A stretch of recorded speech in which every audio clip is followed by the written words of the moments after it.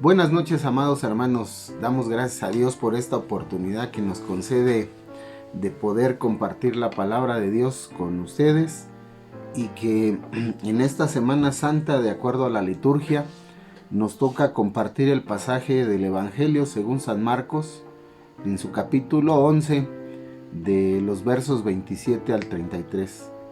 Y el título del mensaje es ¿con qué autoridad haces estas cosas? Este cuestionamiento le hicieron los ancianos, los escribas y los sacerdotes al Señor Jesús no solamente por el conocimiento de su ministerio en Galilea, en Judea y en las regiones alejadas de Galilea, sino también por los eventos que han sucedido los días pasados, en donde el Señor Jesús ha crecido grandemente en popularidad y el pueblo mismo le ha hecho un homenaje, es decir, en la entrada triunfal que todos conocemos a Jerusalén, le hizo un homenaje reconociéndolo como rey, reconociéndolo como Mesías, enviando palmas y mantos puestos como alfombra para que él pudiera pasar y entrar a la ciudad.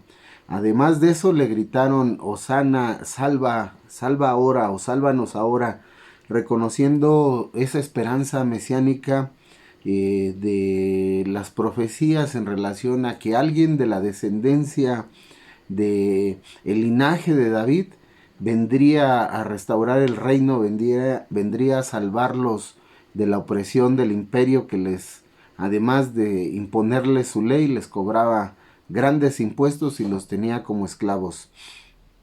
El pueblo, al ver en la persona del Señor Jesús esta figura de esperanza mesiánica o esta figura de ese Mesías prometido, tiene un duro impacto en la personalidad y en la autoridad del Sanedrín, de este grupo de la clase religiosa, pero más que religiosa, política, que está de responsable para realizar todas las fiestas religiosas y está de responsable también para juzgar las acciones del pueblo. Ellos se sienten atacados. ¿Por qué razón o con qué autoridad el Señor Jesús le recibe al pueblo de esta manera? Pues seguramente es porque el pueblo ya estaba harto de tener una clase religiosa rica, una clase religiosa que era aristocrática, que no le interesaba la ayuda al pueblo, sino solamente sus ganancias. Pero también esta clase religiosa que interpretaba la palabra, la escritura, de acuerdo a conveniencia y no de acuerdo a como el Señor lo pedía. Es por eso que el Señor Jesús pronuncia la maldición a la higuera en este camino a Jerusalén, y sabiendo bien que el tiempo en donde se celebraba la Pascua, que era la primavera, allá en el Medio Oriente, en ese tiempo no había frutos en la higuera, y el tiempo de los higos se daba en el otoño, en el mes de julio, en el mes de agosto. Entonces el Señor Jesús sabía con claridad que la higuera no tenía fruto, pero como era un árbol verde frondoso, el Señor Jesús quería hacer una advertencia claramente a la clase política y religiosa de Jerusalén, que se encontraban frondosos, ostentosos, con un templo, con una organización, con unas fiestas sumamente multitudinarias. Millones de peregrinos cada año llegaban a la Pascua, a celebrar la Pascua a Jerusalén, pero de en medio de ellos no había ningún fruto. El Señor ejerce esta autoridad como Hijo de Dios, como Dios mismo entre nosotros, de maldecir la apariencia por no dar frutos, y frutos que vayan conforme a los mandamientos de Dios. Ese juicio lo hace señalando a la higuera en una figura del pueblo de Israel. Pues esto en los maestros judíos, sabiendo muy bien e interpretando muy bien las cosas, pues era una gran molestia, era algo sumamente grave, perdón, era sumamente grave que no lo podían pasar por alto. Por esta razón le increparon. Pero también, amados hermanos, había en ello algo sumamente grave. El templo, la casa de oración del Señor, ya no había cumplido el propósito con el cual fue construido, con el cual fue consagrado. Ya no era una casa donde el pueblo se reunía y confesaba su pecado, y su pecado esta confesión les llevaba a un arrepentimiento y a una restauración por parte del Señor. Ya no era una casa donde ellos deseosa y gustosamente ofrecían sus primicias, ofrecían sus diezmos como reconocimiento a la soberanía y a la provisión de Dios en sus vidas. No, ya solamente esta casa era un centro religioso de adoración en donde las grandes masas y los estándares del comercio eran lo más importante para esta clase religiosa. El Señor Jesús, al ver su templo convertido en un comercio y profanado porque no es casa de oración o casa del necesitado, se enardece y pues expulsa a los cambistas, a todos los comerciantes ahí. Y esto es tomado, amados hermanos, con una gran ira y con un gran coraje de esta clase religiosa. Esta es una de las mayores afrentas que desafía la autoridad de ellos en contra de la autoridad del Señor Jesús. El Señor Jesús les hace una acusación muy fuerte que no era extraña ni era nueva en ellos. Les dijo que su casa de oración se había convertido en una cueva de ladrones. Y esta cueva de ladrones también Jeremías la pronunció 600, 700 años atrás, en donde dijo que no todo el pueblo tenía acceso a la casa de Dios, donde su casa no era refugio para los necesitados, donde la clase sacerdotal era una clase corrupta y opulenta y no les interesaba obedecer a Dios, ni les interesaba servir a Dios ni al pueblo. De tal manera que estos elementos traen como consecuencia, estos y muchos más elementos traen como consecuencia el actuar de este grupo, el Sanedrín, sacerdotes, escribas, ancianos, fariseos, saduceos y hasta los celotes que anduvieron por ahí en contra del Señor Jesús. De tal manera que ahora viene este encuentro ya con el Señor Jesús y dice el verso 27 y 28 de San Marcos 11. Volvieron entonces a Jerusalén, y andando él por el templo vinieron los principales sacerdotes, los escribas y los ancianos, y le dijeron: ¿con qué autoridad haces estas cosas? ¿Y quién te dio autoridad para hacer estas cosas? ¿Por autoridad de quién? ¿Y quién te dio autoridad de hacerlo? Sin duda, ellos, siendo representantes y guardianes del templo y organizadores oficiales de la Pascua, pues consideraron que esto iba en contra de sus intereses, iba en contra también de sus conveniencias. Consideraron los actos de nuestro Señor Jesucristo como una provocación y un desafío. Y ellos pues tenían que poner un remedio a estas cosas. De tal manera que el cuestionamiento es decirle: ¿qué autoridad?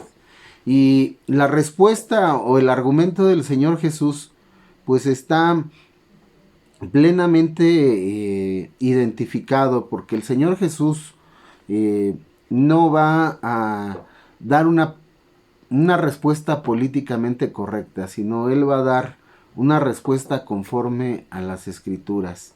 Y le dice de esta manera en el verso 29 y en el verso 30. Jesús respondiendo les dijo: os haré una pregunta, respondedme y os diré con qué autoridad hago estas cosas. Bueno, primeramente tenemos que saber que dentro de la cultura judía y dentro de la instrucción judía, los rabinos eran personajes que tenían una facilidad de palabra y una retórica muy grande. Y ya que esta autoridad de ancianos, sacerdotes y levitas iniciaron este debate o esta conversación, porque más que conversación es debate, el Señor le responde de esta manera con otra pregunta retórica hacia ellos. Primero, que les responda con qué autoridad Él hace esas cosas. Que le respondan algo para responderles con qué autoridad Él hace las cosas. Y la pregunta es: ¿el bautismo de Juan el Bautista, era del cielo o de los hombres? ¿Sí?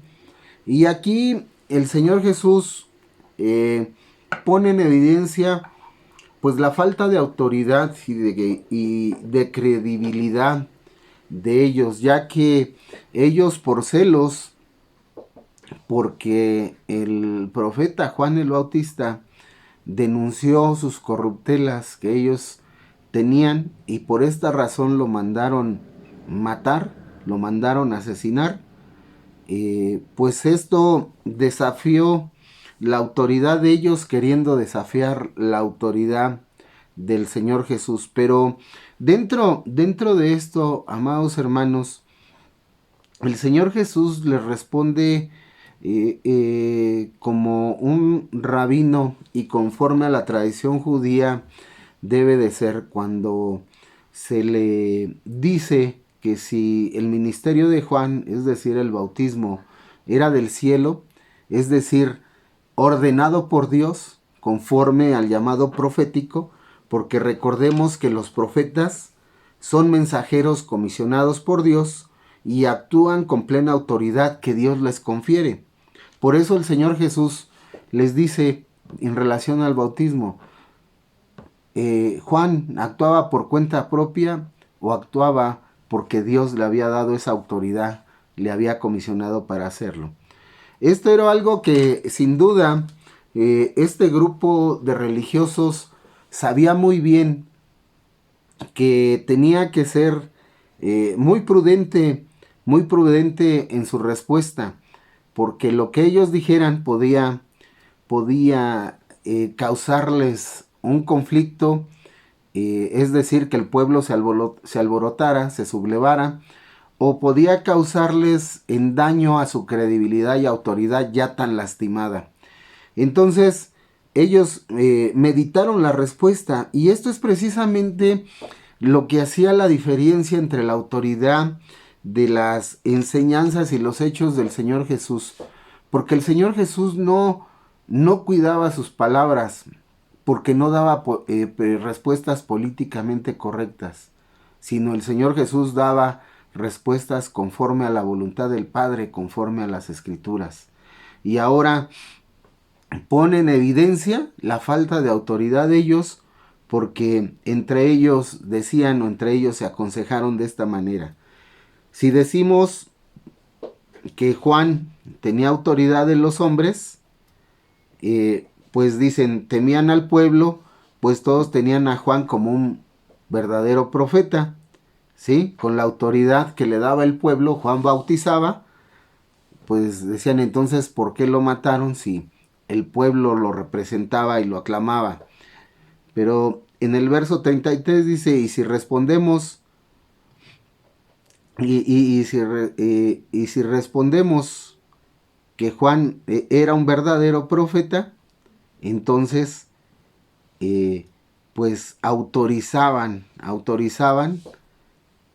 que era enviado de Dios y su credibilidad de ellos era algo que iba a estar más dañado y por los suelos. Entonces su respuesta si no sincera, tenía que ser políticamente correcta. Y en el verso 33 les dice, así que respondiendo dijeron a Jesús, no sabemos.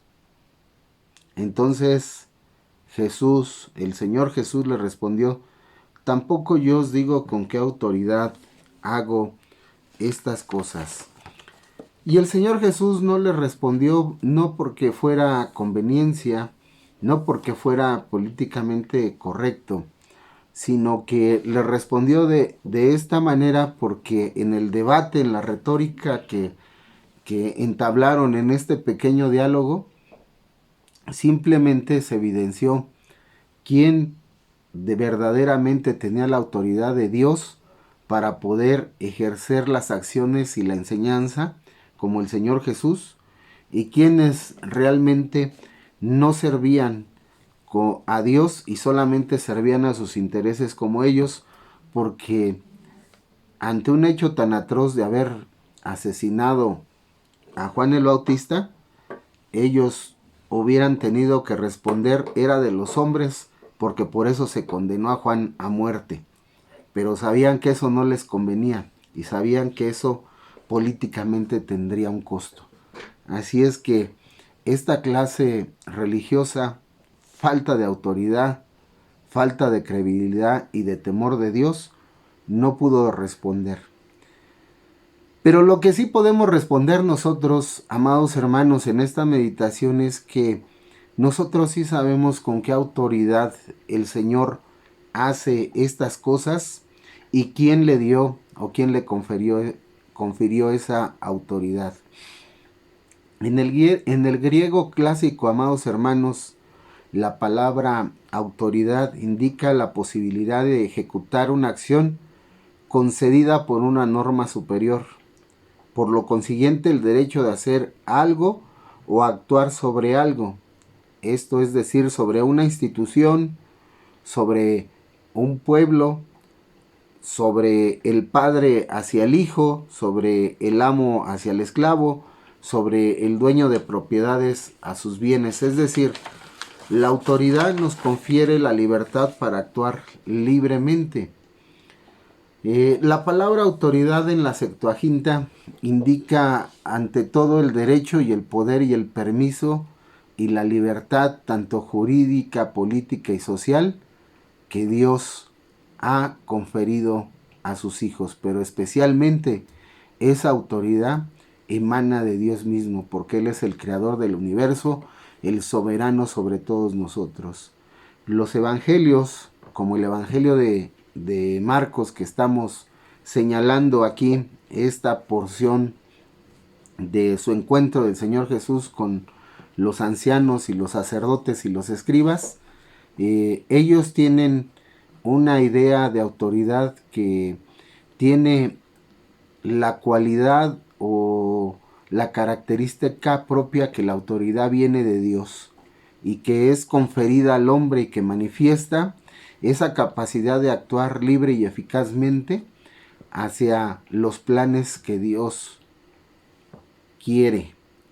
Así que nosotros entendemos que Dios se encuentra en toda autoridad, tanto en el cielo y en la tierra, y esta autoridad la confirió al Señor Jesús, y por eso el Señor Jesús hizo la entrada triunfal, hizo la maldición de la higuera, hizo también el sacar a los cambistas del pueblo por estar siendo profanado.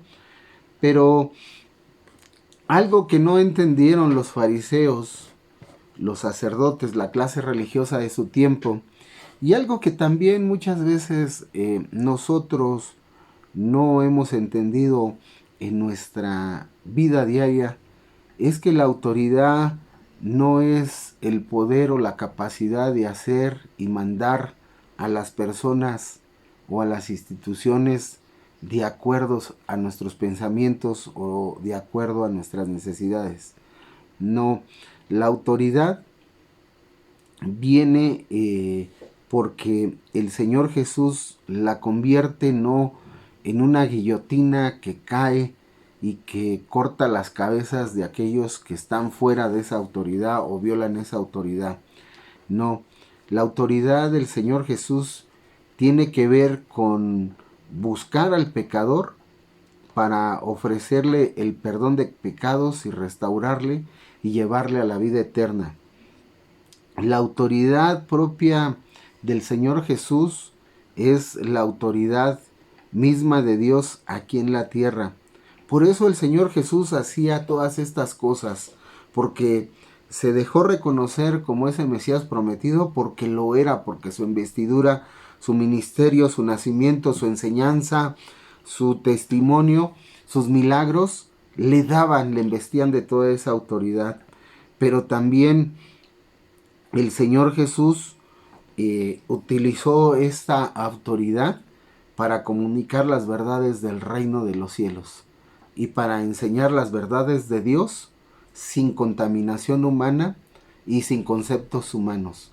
Por eso el Señor Jesús, al hablar de la autoridad, lo dijo claramente. La autoridad del ministerio de Juan era del cielo, o sea, de Dios o de los hombres.